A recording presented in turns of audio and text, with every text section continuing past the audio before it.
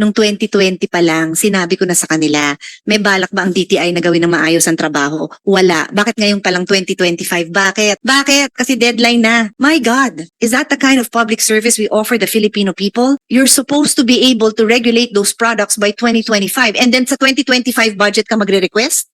Really? And I know it's not you. This is not personal, but I am informing DTI and the secretary no less at alam niya to. Nung in-appoint siya, sabi ko sa kanya, tutukan niya to. Sabi ko sa kanya, hindi siya capable na gawin to. Humingi siya ng tulong sa FDA. Sinabi ko na yun. And that does not excuse DTI from doing a sloppy job because they do not have the mandate. Secretary Herbosa was correct, no, in pointing out, like I said, no, this is a provision of law that I fought so hardly for and I lost. I wanted FDA, DOH, FDA to have jurisdiction. And I think the best that I could do because I lost the vote anyway was DTI in consultation with FDA. Nag-consult kayo? May I know? Yes, ma'am. Yes. Yes, ma'am. And In you're prepared on June 5 to tell the public that they can register their devices, but they bahala na sila sa kanilang health because you are incapable of testing the content. Ma'am, may I respond to that Of course. statement? Regarding, so yung nangyayari po kasi, the devices, in-house po natetest ng DTI. Yung consumables, yung refillables, we accept a BPS recognized testing laboratory or a testing lab accredited by International Lab Accreditation Cooperative. This is what the DTI does for other consumer products and it's Not food products. pero ma'am, These are food products that we are talking about. Health products. Sorry, let me correct myself. Health products. yes ma'am. So Why would you go to an international when you have in Alabang? Yes. I don't know kung saan ang lab ng DTI. Saan ang lab ng DTI? Cavite. Cavite. Oh, Alabang lang ang FDA. So ma'am, sorry ma'am. So in the meantime, we have that, but we've also requested Why? for Would you the like, why don't you find out? yes ma'am. For your own protection, why don't you find out? Okay. But ma'am, we'd also like to state for the record that for the 2025 budget, we've requested for additional testing facilities precisely for these items. May I also inform you, because like you said, you're new. Kaya nga binigyan kita ng history. Nung 2020 pa lang, sinabi ko na sa kanila, may balak ba ang DTI na gawin ng maayos ang trabaho? Wala. Bakit ngayon pa lang 2025? Bakit? Bakit? Kasi deadline na. My God. Is that the kind of public service we offer the Filipino people? You're supposed to be able to regulate those products by 2025 and then sa 2025 budget ka magre-request? Really? And I know it's not you. This is not personal, but I am informing DTI and the secretary no less at alam niya to. Nung in-appoint siya, sabi ko sa kanya, tutukan niya to. Sabi ko sa kanya, hindi siya capable na gawin to. Humingi siya ng tulong sa FDA. Sinabi ko na yon. So don't tell me that you're asking for a budget because that budget should have been requested years ago and that does not excuse DTI from doing a sloppy job because they do not have the mandate. I do not know if they're even capable of including in their plantilla scientists and doctors. I do not know if they can do that. Secretary. Ayun. Thank you very much, Madam Sec. I also want to state that it's very simple for DTI to actually work with the FDA because it just requires a G2G memorandum of agreement to help do the testing. So I'm as an attached agency, I am volunteering my FDA and all their laboratories and experts to do the testing through a G2G because at international, you still have to do bidding on that. You still have to do government procurement of that particular bidding, which will take long again. To recognize, you mean to recognize that international Yes. As agent a body to body do the that will testing be for do them. the test. But they will request Hindi for the pwede money. naman basta ipadala mo yan sa Africa or Yeah. whatever. Are you So- aware of that, ASEC? Ma'am, yung registrant po, yung nagpapatest sa lab, hindi po yung DTI. They submit the test report to Okay, us. but why would you want them to go internationally? Duda ba kayo sa capacity ng FDA? Ayaw nyo bang mag-deal with FDA? Why? We'll take that into consideration, ma'am. But regarding the budget po, we've previously requested for that in our Tier 1 2024 budget, but it was denied. That doesn't excuse you pa rin. It's not an excuse. We are also willing to test the devices because there are health risks of the device because in 2023 and 2018 and 2016, if you search the internet, there are vehicles that have what do you call it? Instrument vape devices that have exploded. And in one case, a man in Florida was killed from a Philippine-made vape product. So it even, so I think because it can kill, I think FDA also has a device registration and analysis thing. We're also willing to do that if the DTI will, and it's anyway in alliance with the law says in consultation with, and we're even going to do the testing and then give them the result of the test. Okay. Anyway, I think, as I said, I have another hearing and I think we've exhausted, the points that I needed to raise and the clarifications. Did you want to add anything? No more. Okay. So, did you want to add something? You're still deciding? Thank you, Madam Chair. Just very You can, quickly, just to be clear, helpful. it's still all right, position papers, follow up. I mean, sometimes, even for me, I need to digest everything I hear and then, organize my thoughts. So you can still say whatever you need to say after the hearing. Go ahead. Thank you, Madam Chair. We will submit additional position paper. I just wanted to be helpful in terms of testing.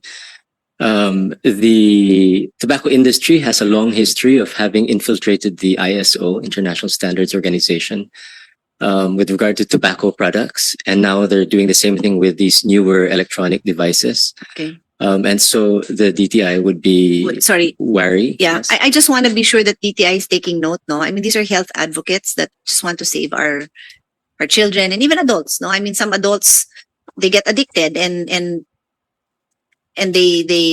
their families suffer through very difficult, painful sicknesses and deaths. So can you just repeat? Because I just want DTI representatives here to hear it, no? I mean, I sincerely believe that all of us here want to do our job well. And I wouldn't want anyone here to be to fall short and worse, to be subject to criminal charges because of misunderstanding of what their responsibilities are under the law. So kindly repeat what you were saying. Thank you, Madam Dr. Chair. So I was saying the tobacco industry has a long history of having engaged with international standards organizations, particularly the ISO. This has been well documented in the literature, where they manipulate the standards so that, for example, if we look back at the tobacco control history, we have what are called low tar and light and mild cigarettes. These were promoted as less harmful than regular cigarettes. So in the same vein as these newer products being less harmful. And the way the tobacco industry did this was to have the ISO determine tar levels, carbon monoxide levels, and nicotine levels, as if a particular number would be safe, yes. And so many smokers shifted to these light and mild cigarettes. And that's why in our graphic health warnings law, we actually prohibit descriptors such as light and mild for this reason, because they're deceptive.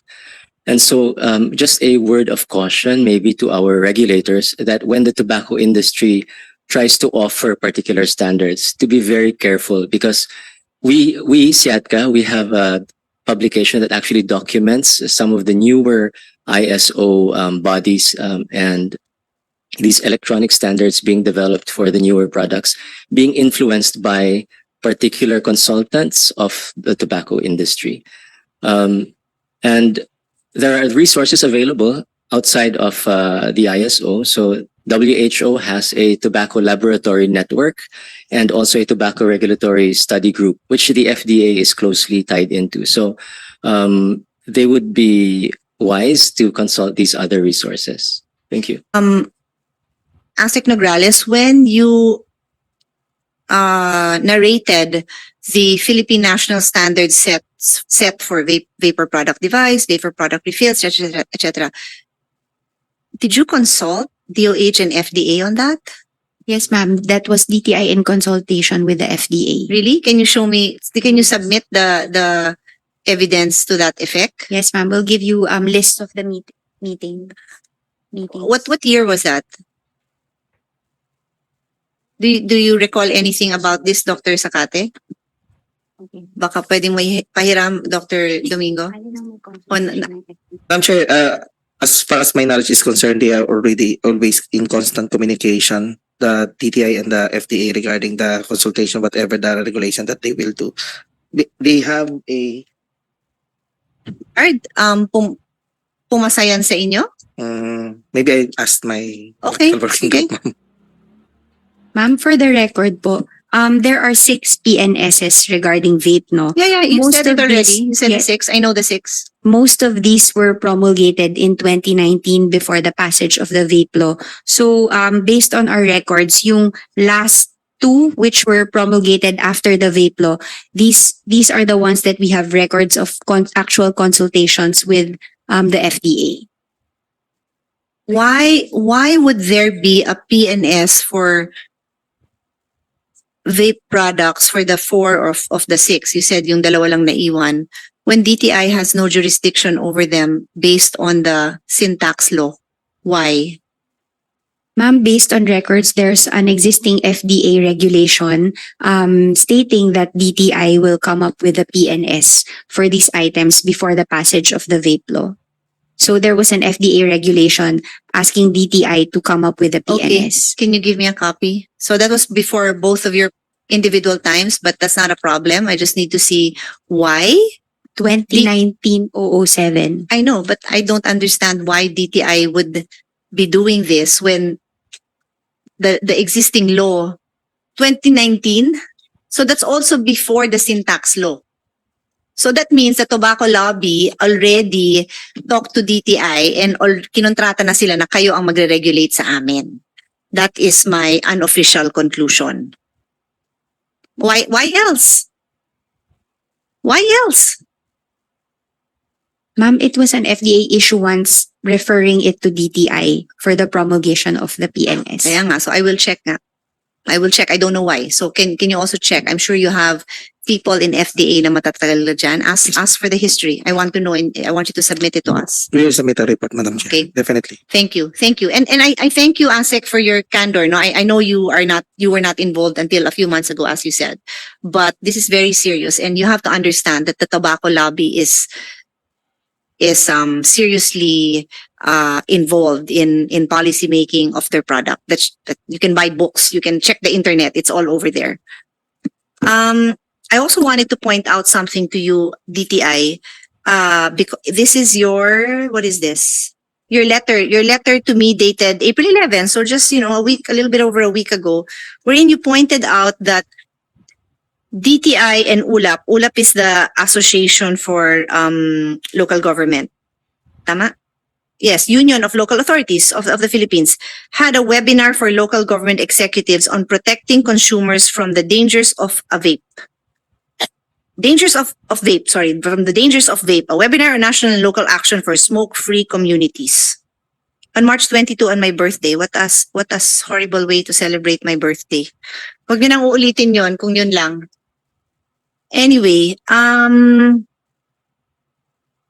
may doktor kayong kasama? Yes, ma'am. We have representatives from the DOH.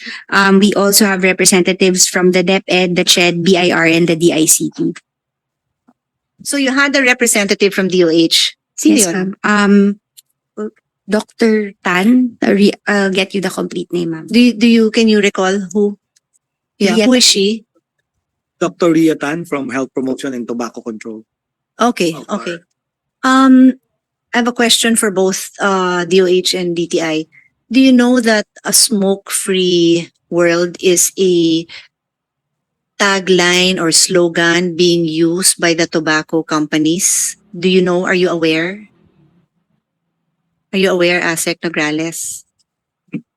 Not really, ma'am. How about you, Director Sawali? Are you aware?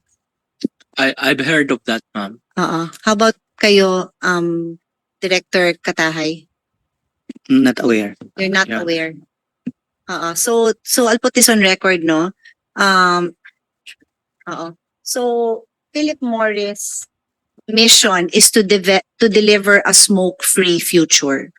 And a few years ago, they started going around LGUs proposing a smoke-free ordinance on the guise of protecting the youth from the ills of their own product, because they now have a novel product. And to be clear for those who don't understand the depth of the trouble created by the Philippine delegation and why they were a recipient of the Dirty Ashtray Award, the Philippine delegation proposed that the issues revolving tobacco and novel tobaccos be combined, right?